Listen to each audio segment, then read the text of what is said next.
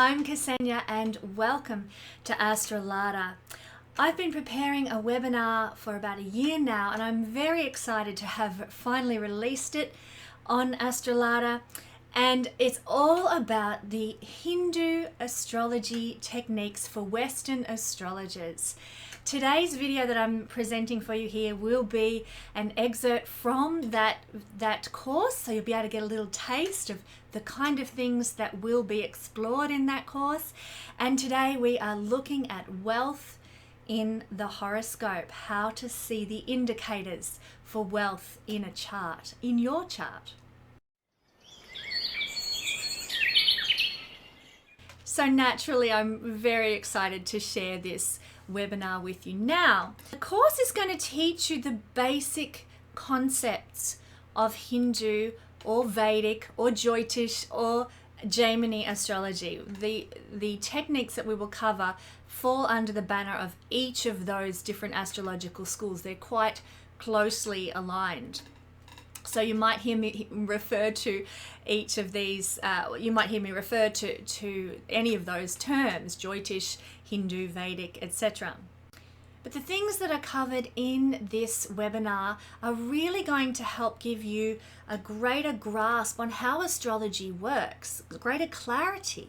And so you're going to come out with a whole new skill set that's going to enable you to assess other people's charts as well as your own in a much more deeper, richer way. Very excited to share this with you. And some of the concepts that we're going to be looking at in this webinar will be the idea of rulerships and dignities. This is both for planets and the signs that they fall in, the benefic and malefic planets, and the benefic and malefic houses in this system of astrology, the aspects made by planets and signs, because they both do that in this system, in the Hindu system. And we're going to also look at indicators for life, indicators for longevity, indicators for passion, indicators for wealth, indicators for egoism, disease, death, and knowledge. So much information in this one little webinar. We're going to look at what the Royal Union is, or Raj Yoga. We're going to look at the Bhavam system, which is a terrific system of assessment that is just so helpful to understand. You can look at a chart and make an assessment about your son or your daughter or your grandmother or something based on this Bhavam system. It's quite fantastic. And we're also going to be looking at the dashes, and I know there's a lot of people interested in the dasher system and how it affects the seasons of our lives. I was actually thinking about sharing my little chapter on the dashes in this video, but I decided against it, as it would have made this video very, very long. I do quite a big, extensive, almost an hour-long section in this web lesson about the dashes. So there is a great deal of information. There's a great richness of information in this webinar if you want to learn astrology in a deeper, more enhanced way. Now, this course is for, as the title suggests, it's for Western astrologers or Western students of astrology, people who want to diversify their knowledge and increase their understanding. It's quite basically who it's aimed at. But it's also designed for anyone who wants to just dip their toe into another astrological system and get a bit broader perspective on astrology from looking at another system. It's also for anyone who's wanting to understand the astrological techniques used by the Hindu system of astrology. Whether you intend to use them or not, this is still going to give you that grassroots approach. So it's for you if that's what you're looking for. But you're going to need a reasonable grasp of astrology in the Western system, how astrology works, and what, for example, you'll need to know what the planets represent. Say that Jupiter is prosperity, abundance, and growth, and Mars is to have courage, to be a warrior and a fighter. You'll need to know these sorts of things about the planets, and also roughly what the houses are all about and the signs as well. So it will really help you if you've got a basic understanding of those things. Then you'll be able to progress to looking deeper into things with the Hindu system. So I'd encourage you to know a bit of that first before you take this course. Now, the course is not about the religious practices of Hinduism. I see astrology as a science, and therefore there is no religious component to what I'm offering in this webinar. I'm not looking at the belief systems associated with Hinduism at all. This course is also not an exploration of the whys and wherefores for the different systems and the different techniques that are used. It is just a look at what techniques are used and what they show. Not why we use them, not the background behind them. It is just plain and simple techniques utilized by Hindu astrologers. It's also not designed, this webinar is not about promoting one way of astrology over another. Quite frankly, I will not enter into the debate regarding Hindu sidereal astrology versus the Gemini tropical astrology as taught by Ernst Wilhelm. Just a heads up, this course is not to enter into that debate or that argument. So what you will receive in doing this course is a webinar manual, first of all. It'll have tables, it will have tools, and all the information that I use throughout the webinar available for you. You'll also get a list of resources and sites that you can go to for further study and further exploration.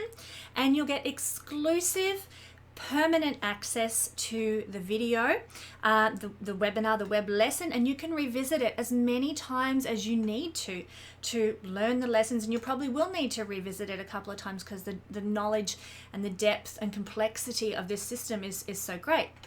So you'll get exclusive permanent access to this web lesson that you can revisit as many times as you need to become at one with the information. So up until the 1st of October, it is on sale. So go to the link in the description below and place your order for this webinar, and you'll get it at a discounted rate up until the 1st of October, and then it'll revert to the current price. So depending on what currency you're using, it will be $40 in US dollars or $60 in Australian dollars. And then after the 1st of October, it will go back to being $60 in US dollars or $85 Australian, depending which currency you're purchasing with. So I'm really keen in this video now to share with you a sample chapter out of the webinar and to give you a taste of what to expect. What kind of things can you expect? So this chapter I'm going to share with you is about the Hindu or Vedic or Jyotish or Gemini astrology indicator for wealth, one of the indicators for wealth. Now there are certain combinations for certain planets that become indicators of various things in our chart. There are indicators for the length of life you're going to live, the knowledge that you will have or won't have. There's indicators for disease, whether you're prone to disease or not, indicators for death, indicators for many other things. But today, this video is all about looking at the indicator, one of the indicators for wealth. Now, you might have this indicator in your chart, but if not, you might have one of the others that I talk about in the webinar. But keep in mind that there are many other combos as well, many combinations for wealth that can reveal wealth in a chart. This is just one of them. We're going to be looking at an indicator that wealth can come to you at some point in life. And like I said, this is one, but when you combine it with the other indicators, such as different yogas, different combinations, different house placements, and so on, then you have a power. When this indicator that I'm going to look at in a moment with you from my webinar is combined with these other characteristics in the chart, other techniques in the chart, then you can have a powerful capacity to generate money in your life. Now, some of the other things that we would tend to look for in an astrological chart is the placement of Jupiter, generally for everybody, because Jupiter is a very important planet as a wealth indicator. He's a planet of great wealth, actually. Venus is also important. She indicates money wherever she sits in the chart, and so the capacity for money or not to receive money is often seen by Venus. And in modern astrology, we would also look at Pluto. Pluto in ancient times was known, and I think I'll mention this in the chapter I'm about to share with you from the webinar, he was known as the god of great wealth, like more even than Jupiter, like big time wealth was Pluto. So he is actually an indicator for wealth, whether he's in good dignity or not in good dignity, good aspects, blah, blah, blah. So Pluto, a lot of people don't realize this about Pluto, but he is one of the kick-ass planets for wealth in a horoscope. So you have to ask, well, what are these planets doing in my chart? If you're looking for wealth indicators, are they in good dignity? And we talk about the dignities of planets in this webinar, this web lesson that I've prepared. Are they in good dignity? Do they have good aspects from other areas of the chart? Are the rulers of these good houses in good dignity, and so on? Dignity and aspects, all that sort of stuff we discuss in the webinar. So you would need to look at the quality of Jupiter, Pluto, and of also Venus in your chart in general if you're looking for wealth indicators. I'll give you some examples actually as well. Now, Jupiter with good aspect, including a conjunction to Saturn, gives a capacity to sell something cheap and make good money, because Jupiter is good money, big money. Saturn is things that are cheap. And so when they're connected positively by good aspect and a conjunction in the chart, they give the capacity to sell something cheap and make big money out of it. Venus with good aspect, that includes the conjunction as well to Saturn. We often think, heaven help us if we've got Venus conjunct Saturn in the chart. But when these two are together in the chart, it is actually an indicator that you will be able to save well, because Saturn can make you a bit stingy. If your boss has this indicator, be very careful working for them. They could be a stingy boss. But Venus-Saturn conjunction can make you stingy and make you save well. Work hard towards saving your money. Venus with good aspect to Pluto gives a lot of control over our money. We like to be in charge, and we don't like the bank taking our money, or we don't like to have to pay fees for things. We want control over our money, and so you can make decent money when you've got Venus in good aspect to Pluto as well. When you've got Mars conjunct Jupiter in the chart, then this is a combo for having a lot of energy and vigor and enthusiasm and entrepreneurialism seen by Mars that you can put into creation of fortune, creation of big money. It's a very beneficial combo if you've got these two conjunct. So these are some of the examples that we would look for wealth in the chart. Dana yogas, these are also indicators for wealth potential. But yogas, apart from the Raj yoga, which I do talk about in the web lesson that I've prepared, I don't really go into all the yogas. That's something that I will prepare for on its own, a whole webinar on yogas, because they are so extensive. It's a total rabbit hole. Once you start going down the road of yogas, woof, you could be there forever. There's so many of them. But yogas are combinations of planets, unions of planets that result in certain things manifesting or not manifesting in our life. But there are yogas for wealth, and these are known as dana yogas, and I'll save them for a future class.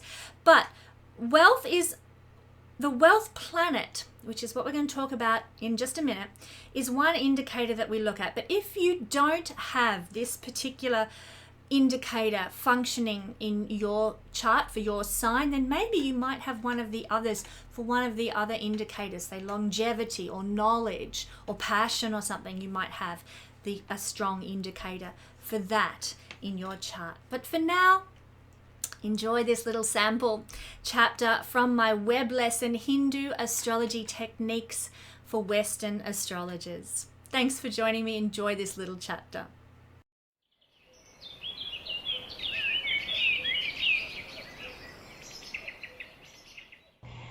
Now we're going to look at everybody's favorite, the one we all want to know about.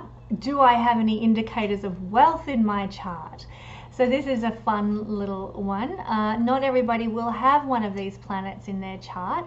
Those of us that do can consider ourselves lucky, but it's also an indicator, the particular planet, of whether or not we will be wealthy. So for those of us who have one of these planets, and I'll explain the technique in a minute.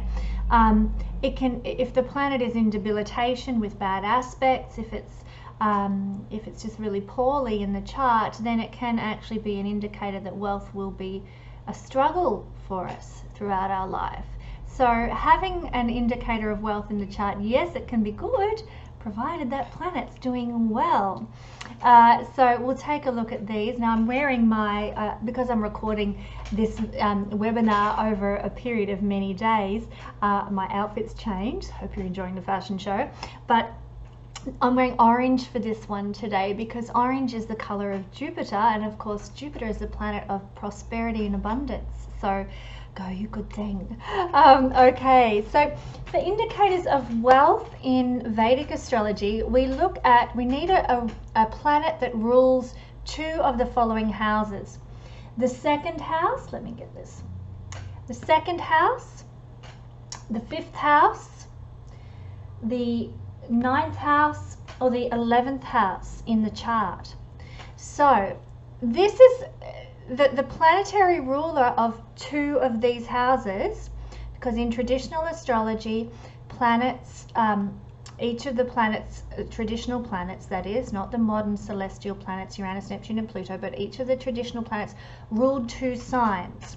So if you had a planet that ruled two of those houses at the one time, and I'll show you what I mean in a minute, then it would be considered to be an indicator of wealth. Now the strongest one is when the planet rules both the second house and the 11th house. Who has this? What rising sign has this? Well, firstly, Leos are some of the lucky ones, because if you have a rising sign that's Leo, then Mercury, let me find my little Mercury. Where is my Mercury? Mercury here is the ruler of, he will pop him in the sign itself. Mercury is the ruler of Virgo, the second house, and Gemini, the 11th house. So if you're Leo rising, this happens to be, this planet Mercury is an indicator of wealth in your chart. Now, wherever Mercury falls in your chart will indicate what strength that this planet has, what dignity it has, and therefore how potentially wealthy you might be able to be. So if your Mercury in this instance falls in the sign of Virgo, which it rules, well, of course it's going to be healthy. So that's a big thumbs up. You need to know your health of or your dignities of planets, but also you need to see, well, does my Mercury in my chart, if you're a Leo rising person, does my Mercury have good aspects? Maybe a trine from Jupiter, something that is expansive and blessing and supportive for your Mercury. So if you've got that, then that's great. If you've got good dignity and good aspects, thumbs up for you.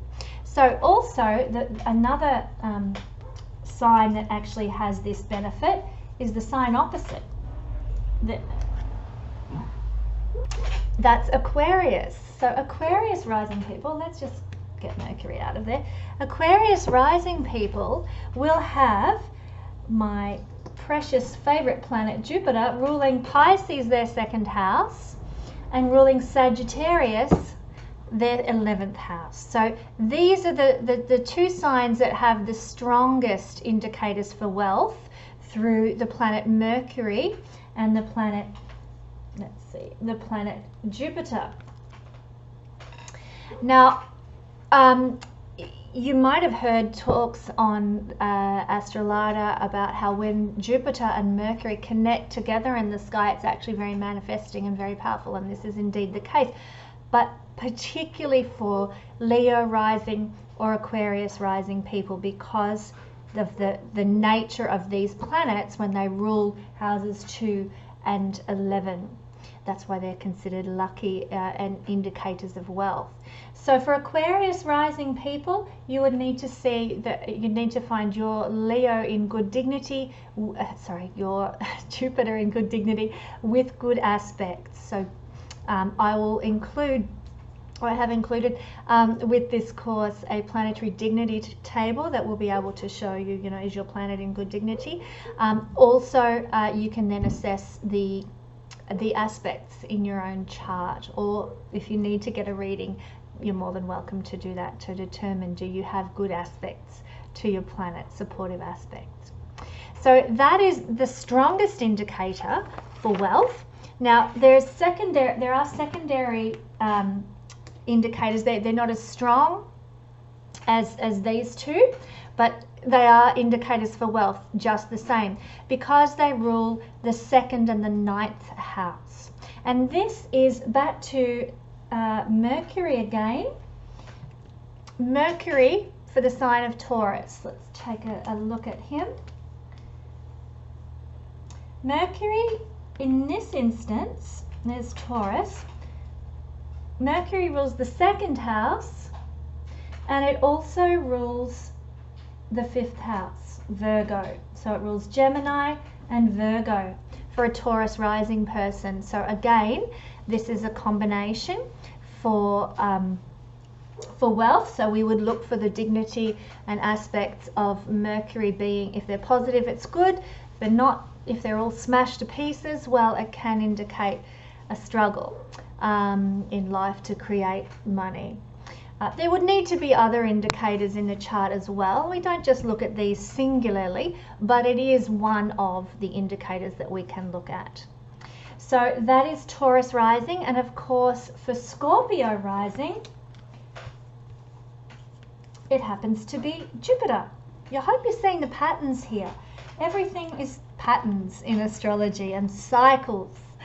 So for Scorpio rising, Jupiter happens to rule the 2nd house of Sagittarius here, and it also rules the 5th house of Pisces here.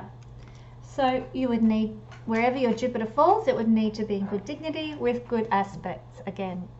And then we have another set of planets that rule the 2nd house and the 9th house.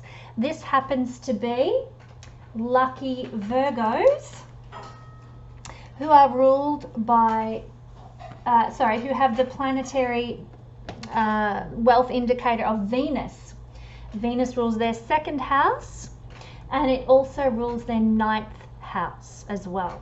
So you would be looking for good dignity and good aspects to your Venus in the chart if you are a Virgo rising person, and that is one of the indicators for wealth that you can look for. Secondly, you would, if you are a Pisces rising person, such as myself, you would look for Mars as an indicator of wealth, because Mars rules Aries, your 2nd house if you're Pisces, and Scorpio, your 9th house if you're Pisces. That is where my Mars falls, which happens to be in Leo in good dignity, and it has reasonably good aspects to it. So I guess I'm an indicator of the fact that these planets do indicate wealth for us at some point in life, but it mightn't happen until we're much later on down the track, and not in our teen years or our even 20s or 30s for that matter in my case. But the indicator is there, so I'm very thankful and hopeful that it will manifest. Look, to be quite honest, in my own life, I have found that I always seem to land on my feet. So, okay, I've never won Tats Lotto, and I'm certainly no millionaire, but I always land on my feet.